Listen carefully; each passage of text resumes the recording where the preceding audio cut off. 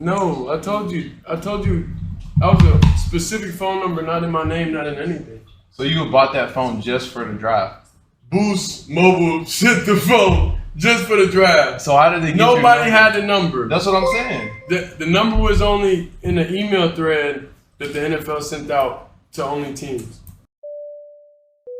Jordan was a constant presence during our interview. You have Jordan right over there. Everybody in the world seems to be following this relationship. They've got an opinion about your private life. It's got nothing to do with them, but they're invested in it. How do you deal with that? Never been too worried about what everybody else thinks. Just try to do what I feel like is best for me and what's right. How did you guys meet? Not talking about this. No? No.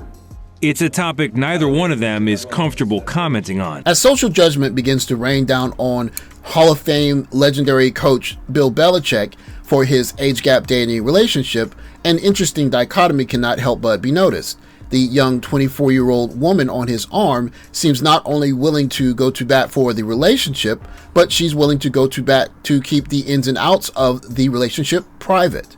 And on the other end, there's the burgeoning podcast from former First Lady Michelle Obama, essentially explaining how unhappy she is and how much she had to sacrifice to be with the first black president and why she chose not to attend two major events to protect her happiness. In effect, one guy has a ride or die young lady and the other guy is left out to dry. And former President Barack Obama heading to the Rotunda platform, not joined by Michelle Obama. She did not also come to Washington for the funeral of Jimmy Carter. For many of us black men watching the first black president, the first one that resembled us as black men, enter the rotunda alone, especially when all of his colleagues were accompanied by their first ladies, it generated a visceral response in us that, oh, this is that ritual humiliation of black men. Even in the most formal of settings, someone could simply turn to the first black male president and say, "Why isn't your wife here?" And his answer, her mental health. My decision to skip the inauguration, what people don't realize, or my decision to make choices at the beginning of this year that suited me were met with such ridicule and criticism. And it took everything in my power to not do the thing that was right, or that was perceived as right, but do the thing that was right for me. This ritual humiliation is not one that is limited to a president entering the rotunda alone.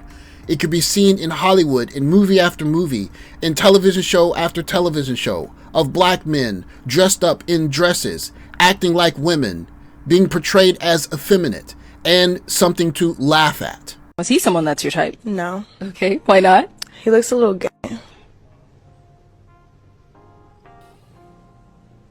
Wow. Sorry. Okay. As Shannon Sharpe is in the midst of being canceled for essentially having a preference for much younger ladies. Is the older women trying to shame older men into picking them? Because see, that's the competition. Older women ain't the competition with older women. It's them young ones. Right. It's them young ones that's coming. Yes, that'll do what you want. Yeah. Ain't nobody gonna tell me I'm independent. I pay my bills. Right. I pay the cost to be the boss. Mm-hmm. You the boss by yourself. Them old young one coming with it. They coming with it, Ocho.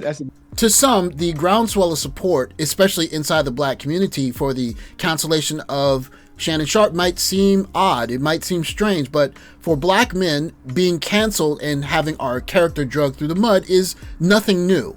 We've seen this with Bill Cosby, who had allegations from the 70s when many of us weren't even born yet, resurfaced, and they led to him ending up in jail and losing his media empire.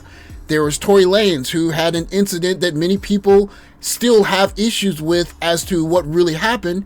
He ended up with jail and lost his record deal, and Meg Thee Stallion is still Meg Thee Stallion. We saw it happen with Deshaun Watson, where many of us are still trying to understand what was the criminal charge in the first place.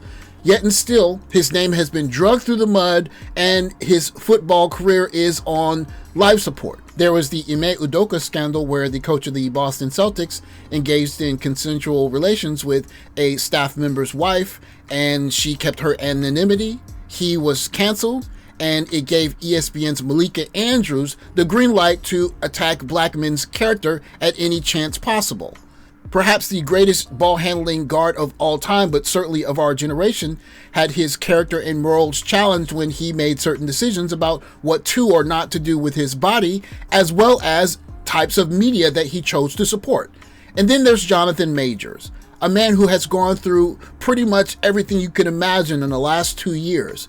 Still no charge against him. He ran away from his accuser, and still here he is on the verge of getting canceled. It is these ritual humiliations that many of us black men live in fear of. We know that one day or another, it could be us having our character questioned, getting canceled, or simply just being humiliated, because humiliating black men is one of America's most famous forms of entertainment.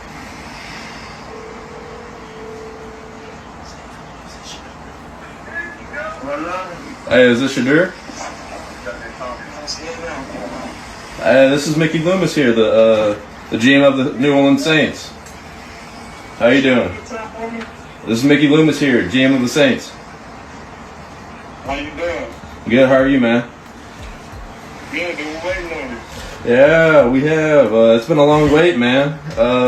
We're going to take you with our next pick right here, man. This ain't gonna be nothing there. But you're going to have to wait a little bit longer, man. Sorry about that. Okay.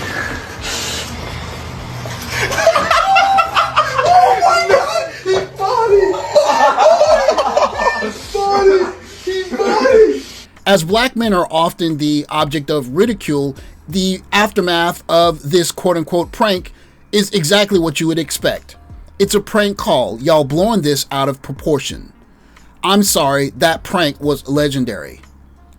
One of the best pranks ever. Get over it, people. There is nothing funny about what happened to Shedeur Sanders. A lot has been said about the draft pick and why he wasn't picked before, but there's a reason why he may have thought he was going a lot earlier than the 5th round.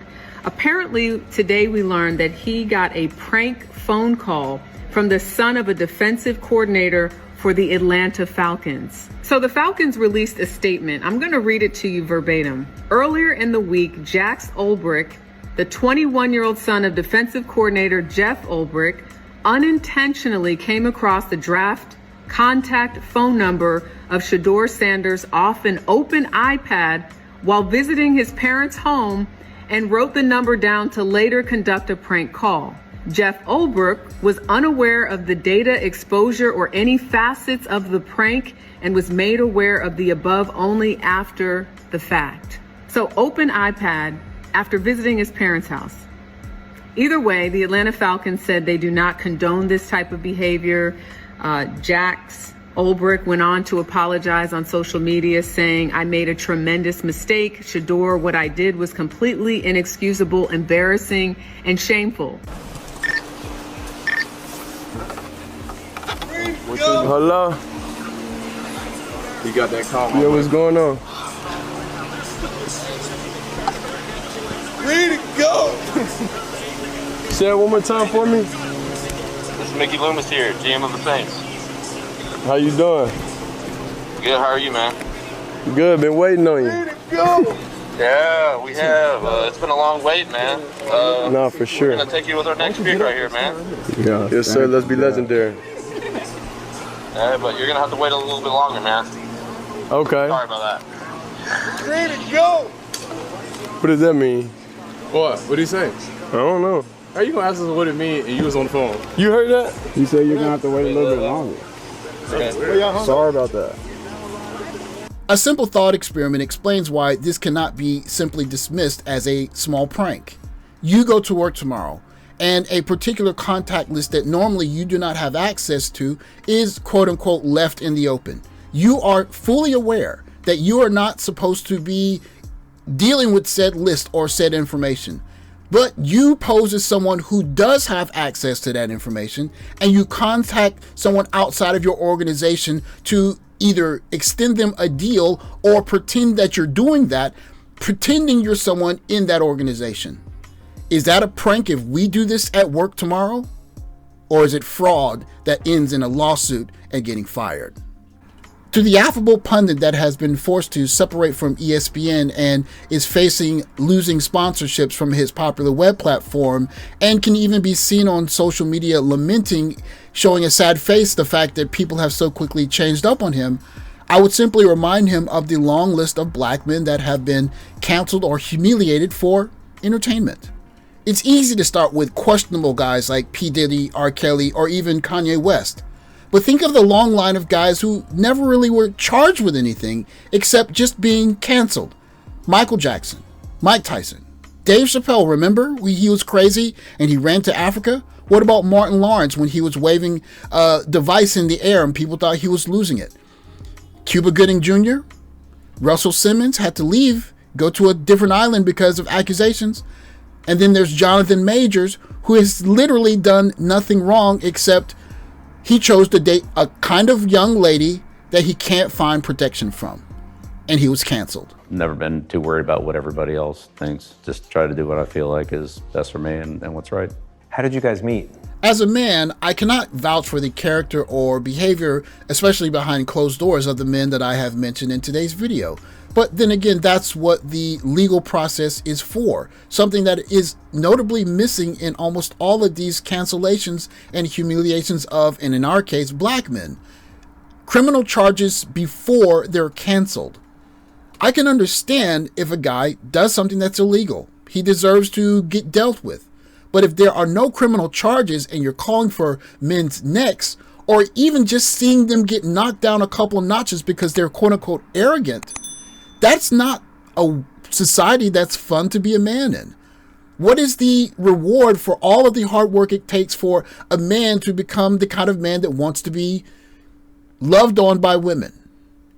If a man goes through all that's necessary to get there and then is questioned for the decisions he's making at the end, and for black men, it could just simply be, we want to bring you down a couple notches because it's entertainment. That is a great reason why many guys want to get passports and try and just be a black man somewhere else. Watching Shedeur Sanders be humiliated because, simply put, it's just a prank is not the kind of environment where men are comfortable working hard to enjoy the fruits of their labor.